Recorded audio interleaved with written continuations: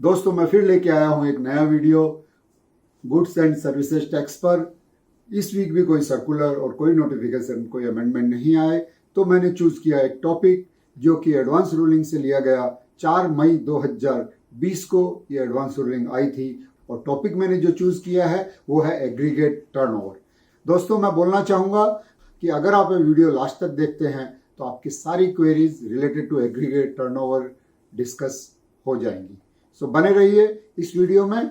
Aggregate turnover जो section 2 subsection 6 of CGST act में define की गई है, एग्रीगेट टर्नओवर में क्या इंक्लूड होगा और क्या एक्सक्लूड होगा ये हम देखते हैं एक फ्लो चार्ट से।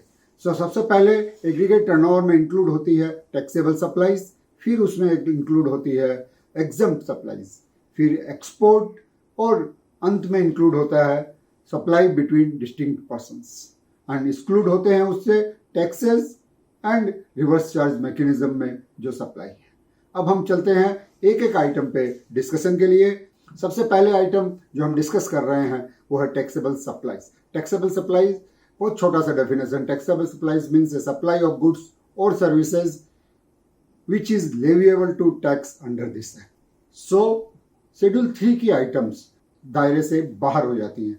नेक्स्ट एग्रीगेट टर्नओवर में इंक्लूड होती है एग्जम्प्ट सप्लाई। एग्जम्प्ट सप्लाई के 3 पार्ट हैं। पहला जो नील रिलेटेड सप्लाई है, और दूसरा जो एग्जम्प्टेड सप्लाई है, और तीसरा नॉन टैक्सेबल सप्लाईज है। नॉन टैक्सेबल सप्लाईज वो सप्लाईज है जो टैक्स के लिए लेविएबल ही नहीं है।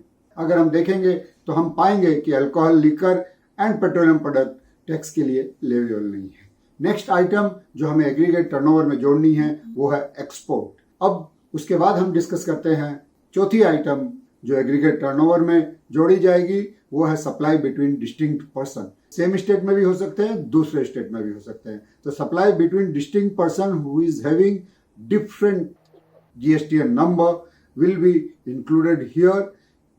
This means all supplies as per Schedule 1 without consideration will also come under aggregate turnover.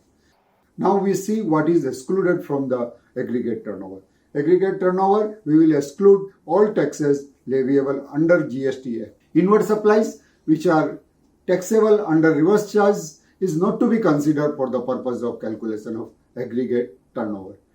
अब हम चलते हैं एडवांस रूलिंग जो अनिल कुमार अग्रवाल के केस में आई, और उसमें क्वेश्चन था अथॉरिटी के बिफोर कि जो अनिल कुमार अग्रवाल है वो अनरजिस्टर्ड हैं। वो जानना चाहते हैं कि उन्हें जो इनकम रिसीव हुई है, जिसकी उन्होंने लिस्ट सबमिट की है, जो हम आगे की स्लाइड में देखेंगे, कि वो एग्रीगेट टर्नओवर का पार्ट बनती है या नहीं। तो एडवांस रूलिंग अथॉरिटी ने सबसे पहले डिस्कस किया सेक्शन 7, और सेक्शन 7 को अगर हम डिटेल में डिस्कस करेंगे तो हम पाएंगे कि 3 चीज होनी बहुत आवश्यक है। सबसे पहले supply, second is the consideration and in the course of furtherance of business. अगर ये तीनों चीजें नहीं होती हैं तो वो एग्रीगेट टर्नओवर का पार्ट नहीं बनेगी।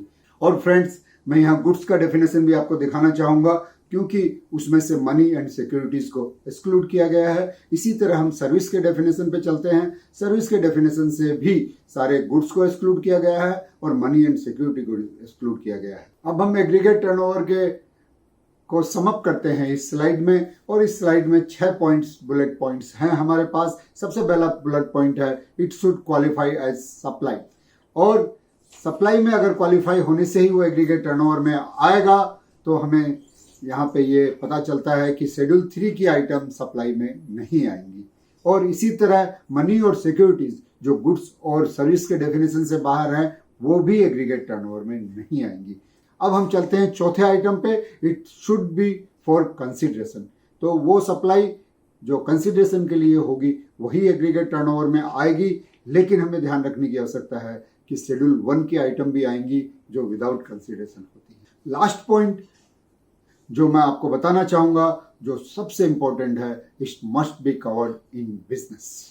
अब हम वो लिस्ट लेंगे जो एडवांस रूलिंग अथॉरिटी के पास थी कि डिसाइड करने के लिए कि कौन सी आइटम इसमें से एग्रीगेट टर्नओवर में आएगी और कौन सी नहीं। सबसे पहले सैलरी एज डायरेक्टर, जिसपे एक्सक्लूसिव वीडियो मैंने अपने यूट्यूब चैनल पे डाल रखा है, प्लीज उसे देखें। इस पे मैं डिस्कशन आज नहीं कर रहा हूँ।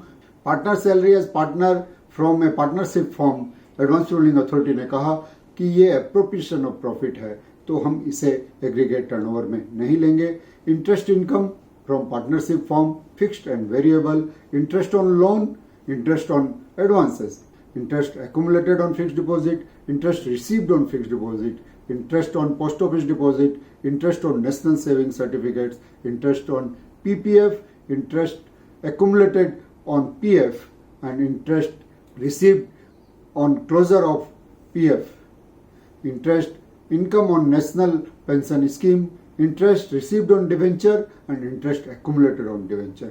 फ्रेंड्स, ये सारी आइटम जो इंटरेस्ट से रिलेटेड थी, इसके लिए एडवांस रूलिंग अथॉरिटी ने कहा कि ये सारी इंटरेस्ट की आइटम नोटिफिकेशन नंबर 12/2017 से एग्जम्प्ट है, तो हम इसे एग्रीगेट टर्नओवर में लेंगे क्योंकि ये एग्जम्प्ट इनकम है।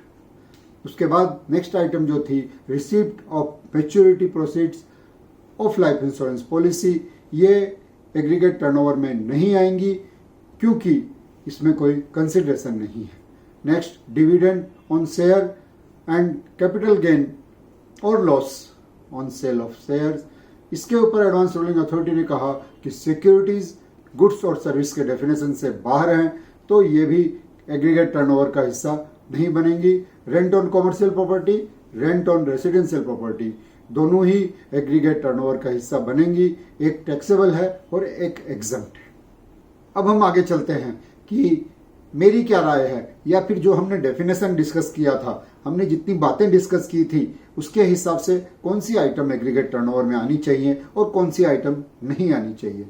तो डायरेक्टर रेम्यूनरेशन और salary as a director, exclusive video. Partner salary definitely appropriation of profit है, तो वो इसमें नहीं आएगा। इसी तरह interest income on partners fix capital और पार्टनर्स वेरिएबल कैपिटल, ये दोनों चीजें ही एप्रोप्रिएशन ऑफ प्रॉफिट का हिस्सा है in case of partnership form. अब हम चलते हैं इंटरेस्ट ऑन लोन और इंटरेस्ट ऑन एडवांसेस। मैं आपको याद दिलाना चाहूंगा, जो हम डिस्कस आज कर रहे हैं वो अनिल कुमार अग्रवाल के केस में कर रहे हैं, वो एक इंडिविजुअल है।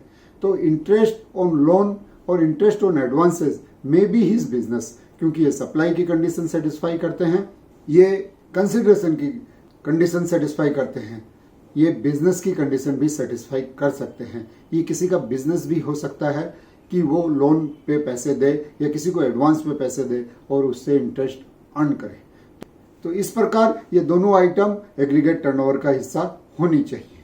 अब हम आते हैं interest accumulated on fixed deposit, interest received on fixed deposit, interest on post office deposit, interest on national saving certificate, interest on EF, PPF and interest income on national saving scheme. ये सारी चीजें हम investment के रूप में करते हैं। जो हमारे पास एक्स्ट्रा मनी सेविंग के रूप में होती है, उसको हम इन्वेस्ट करते हैं। मेरे हिसाब से ये सारी आइटम एक इंडिविजुअल के केस में बिजनेस का हिस्सा नहीं हो सकती। ये नहीं माना जा सकता कि मैंने जो पैसा PPF में इन्वेस्ट किया है या जो पैसा मैंने PPF में जमा किया है, उस पर अगर मुझे कोई इंटरेस्ट आता है तो ये मेरा बिजनेस है। तो इसके हिसाब से ये इंटरेस्ट की जो सारी income from G to N आती हैं, ये इंडिविजुअल के केस में बिजनेस कहलाएंगी। मुझे नहीं लगता ये जो बिजनेस का टेस्ट है वो पास नहीं करेंगी। अब हम चलते हैं interest received on debenture, interest accumulated on debenture, dividend on share, capital gain from trading in share. ये चारों की चारों आइटम सिक्योरिटी से रिलेटेड है, तो इनकी टर्नओवर भी एग्रीगेट टर्नओवर में नहीं आएगी।